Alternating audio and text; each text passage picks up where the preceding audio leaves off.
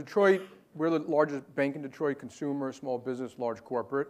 So it's one of our hometowns, effectively. One of our predecessors was started by General Motors in the Great Depression. It was also the only major city that had completely collapsed. I mean, most cities had some kind of recovery. And then we saw, and then believe it or not, it was Lee Sanders of AFSCME who mentioned to me how bad things were in Detroit for the average worker. And I said, boy, we could help there, do something. We should be working on stuff like that. And he's actually been very helpful to us.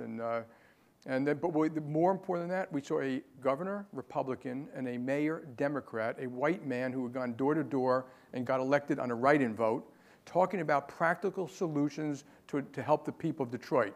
Sanitation, streetlights on, crime, jobs, affordable housing, not ideology, and not like just give us the money. So we sent Peter Scheer, who runs our corporate social responsibility, went up there, brought a team of people and said, what can we do to help uniquely? Not just throw money at something. And so, you know, in that story, they actually give the details, a lot of analytics.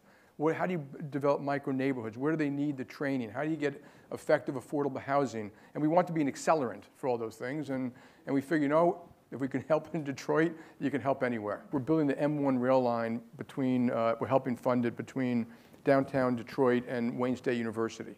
You know, that's a belief. You have a belief that if you hook those things up, it'll create nightlife, it creates business along the way, and it won't be built for years. So it's kind of a hope and a dream. But there's nothing wrong with that. And if any of you have been to Detroit 10 years ago, you would not have walked around downtown Detroit at night.